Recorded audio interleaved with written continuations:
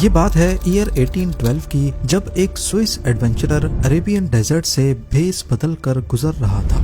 یوہن لوڈوچ برکھارٹ نامی یہ ایڈونچرر راستہ بھٹک کر چٹانوں کے بیچ ایک پتلے راستے میں پہنچتا ہے۔ قریب 1.5 کلومیٹر تک دونوں چٹانوں کے بیچ چلتے چلتے آخر کار راستہ تھوڑا چوڑا ہوا اور سامنے اس نے دیکھا لائم اسٹون کے پہاڑ میں بنا ہوا ایک عالی شان اسٹرکچر۔ صدرن جارڈن میں واقع یہ اینشینٹ اسٹرکچر اس ویران ریگستانی وادیوں میں کس نے اور کیوں بنایا تھا؟ 127 فیٹ اونچا یہ اسٹرکچر بنایا نہیں بلکہ پہاڑ پر تراشا گیا تھا۔ آج اسے عربک میں خازنے کہا جاتا ہے، جس کا مطلب ہے ٹریئری، یعنی جہاں پر خزانہ رکھا جاتا ہے۔ شاندار پلرز پہاڑ کے باٹم سے ابھرتے ہیں اور ان کے ٹاپ پر بڑی نزاکت اور خوبصورتی سے تراشے گئے ڈیزائنز نمایاں ہیں۔ ایک بہت بڑی انٹرنس جو ایک کمرے کی اور لے کے جاتی ہے، پر اس کمرے میں کسی قسم کے ڈیزائن نہیں بنائے گئے، صرف پتھر کی نیچرل بیوٹی دیکھی جا سکتی ہے۔ سوئس ایڈونچرر کو یہ منظر کافی حیران کن لگا تو اس نے چٹانوں میں مزید ڈیپ جانے کا فیصلہ کیا۔ شاید وہ اتہاس کے کسی کھوئے ہوئے شہر کو ڈھونڈنے کے کافی قریب تھا۔ آگے اس نے لگ بھگ 6000 لوگوں کے بیٹھنے کے لیے ایک تھیٹر دیکھا، اور یہ بھی پتھر پر تراش کر بنایا گیا تھا۔ ایک پاتھ وے جو بہت بڑے مندر جیسے اسٹرکچر تک جا رہا تھا، کچھ کھنڈرات جو اشارہ دے رہے تھے کہ یہاں کبھی کوئی شہر آباد تھا۔ پہاڑوں کی اونچائیوں پر بھی کئی مانیومنٹس بنے ہوئے دیکھے گئے۔ برکھارٹ ایک ایسے شہر کے کھنڈرات ڈھونڈ چکا تھا جس کی اتہاس میں کافی اہمیت تھی۔ 2000 سال پرانا یہ شہر آج پیٹرا کے نام سے جانا جاتا ہے، پر یہاں جو کوئی بھی بستے تھے وہ اس سوکھے ریگستان میں بنا پانی کے گزارا کیسے کرتے تھے؟ چٹانوں کو تراش کر وہ اسٹرکچرز کیوں بناتے تھے؟ اس ویران ریگستان میں ان کا کیا کام تھا؟ اور سب سے بڑھ کر آخر وہ یہ سب چھوڑنے پر مجبور کیوں ہوئے؟ زیم ٹی وی کی ویڈیوز میں ایک بار پھر سے خوش آمدید۔ ناظرین، سوئس ایڈونچرر نے جب یہ سب دیکھا تو اسے ریگستان میں رہنے والے ایک قبیلے کی کہانی یاد آ گئی۔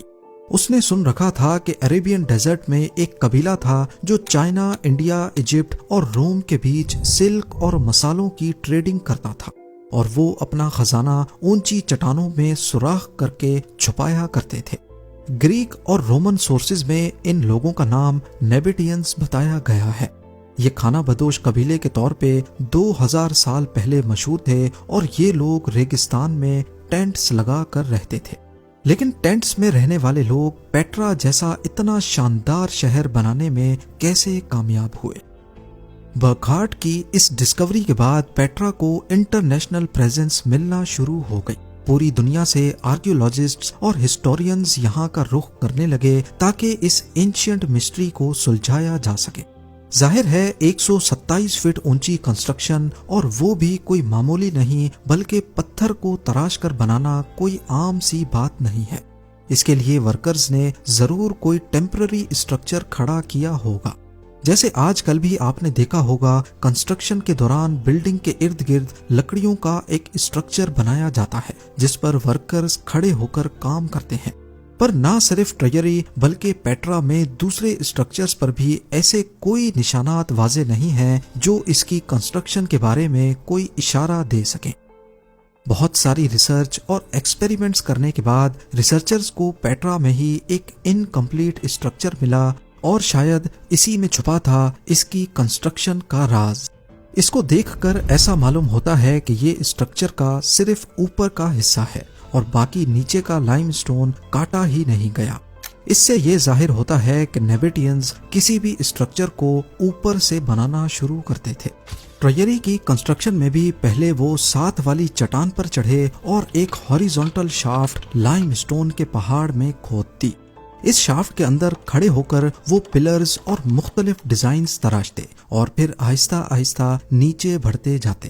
جب اوپر کا آدھا اسٹرکچر مکمل ہو جاتا تو نیچے پتھر کا ملبہ اتنا زیادہ جمع ہو جاتا کہ اب اس کی سلوپ پر چڑھ کر باقی آدھا اسٹرکچر آسانی سے کمپلیٹ کر لیتے۔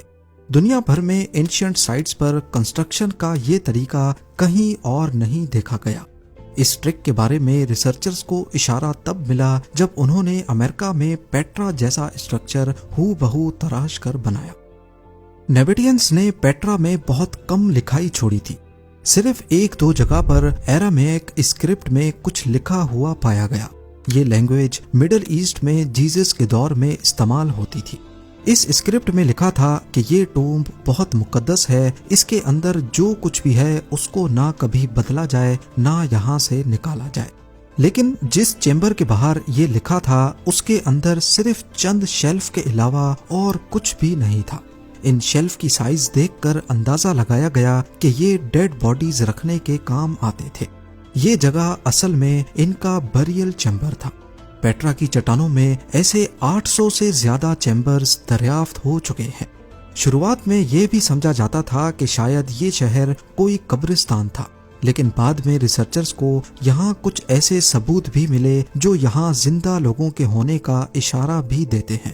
لیونگ ایریا کی سائز کا اندازہ لگانے پر معلوم پڑا کہ اپنے گولڈن پیریڈ کے دوران پیٹرا میں 20,000 سے 30,000 لوگ رہتے تھے، پر یہ 30,000 لوگوں کا شہر اور وہ بھی بنجر ریگستان میں، تو یہ لوگ پانی کہاں سے لاتے تھے؟ اس کا ایک سراغ ملتا ہے پیٹرا میں موجود ایک اسٹرکچر میں جسے گریٹ ٹیمپل کہتے ہیں۔ یہاں فرش پر کچھ سوراخ ملے ہیں، ایسا معلوم ہو رہا تھا کہ شاید اس کے نیچے سے پانی گزرتا تھا۔ ایکسپرٹس نے جب اس جگہ پر GPR یعنی گراؤنڈ پینیٹریٹنگ ریڈار سے اسکین کیا تو ایک اہم کلو سامنے آیا۔ GPR زمین میں ریڈیو سگنلز پھینکتا ہے۔ یہ سگنلز زمین کے اندر مختلف مٹیریل سے ٹکرا کر الگ الگ اسپیڈ سے واپس آتے ہیں۔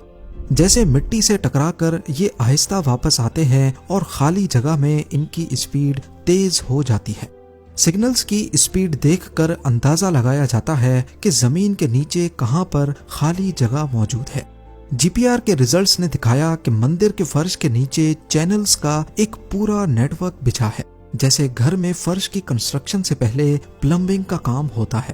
یہ ایویڈنس اس بات کو ثابت کرنے کے لیے کافی تھا کہ پیٹرا میں انڈر گراؤنڈ پانی کا نیٹ ورک تو تھا، پر یہ پانی آخر آتا کہاں سے تھا، کیونکہ یہ جگہ دنیا کی خشک ترین جگہوں میں سے ایک ہے۔ پانی کا ایک ذخیرہ آج بھی لوکلز استعمال کرتے ہیں، جسے عین موسیٰ کہا جاتا ہے۔ یہ قدرتی چشمہ زمین کے نیچے سے پانی فراہم کرتا ہے، پر مسئلہ یہ ہے کہ یہ پیٹرا کی سائٹ سے قریب 8 کلومیٹرز دور ہے۔ تو اب سوال اٹھتا ہے کہ نیبیٹینز عین موسیٰ سے پانی کو چٹانوں کے بیچ 8 کلومیٹر نیچے کیسے لاتے تھے؟ اس کا اشارہ ہمیں ملتا ہے ٹریری کی پتلی انٹرنس میں۔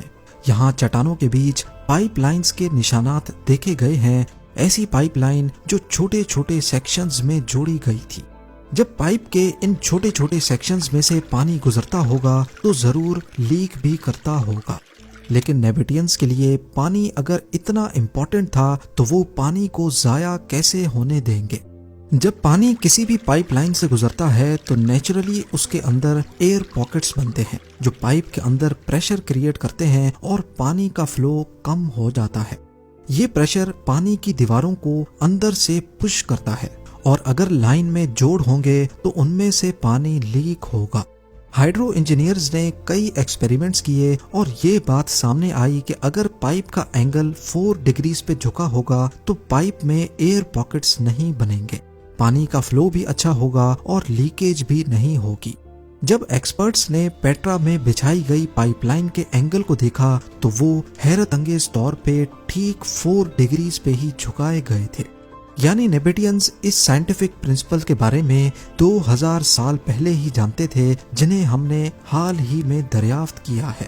یہ سب دیکھنے کے بعد ایک بات تو کلیئر ہے کہ نیبیٹینز ہائیڈرو انجینئرنگ کے ماسٹر تھے۔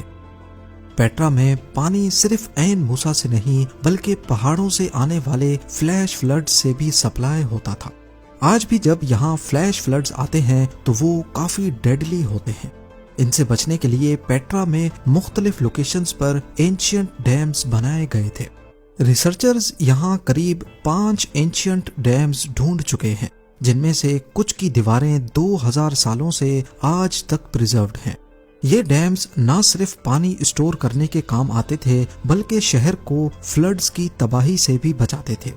پیٹرا کے بارے میں ابھی تک ہم یہ جان چکے ہیں کہ یہاں بسنے والے نیبیٹینز چائنا، انڈیا، ایجپٹ اور روم کے بیچ ٹریڈنگ کرتے تھے۔ ان کی پتھروں کو تراش کر اسٹرکچرز بنانے کی اسکلز دنیا میں کہیں اور نہیں دیکھی گئی۔ ریگستان میں ان کے انجینئرز نے پیٹرا کو پانی کیسے فراہم کیا؟ لیکن ایک مین سوال ابھی تک وہی ہے کہ آخر یہ شہر ویران کیوں ہوا؟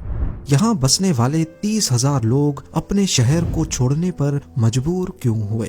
اینشنٹ ریکارڈ سے ہمیں یہ پتا چلتا ہے کہ ایئر 363 میں ایک بہت خطرناک ارتھ کوئک آیا تھا، اور پیٹرا میں ایسے ٹوٹے ہوئے اسٹرکچرز کا ملبہ بھی موجود ہے جو صرف ارتھ کوئک کا کام ہی لگتا ہے۔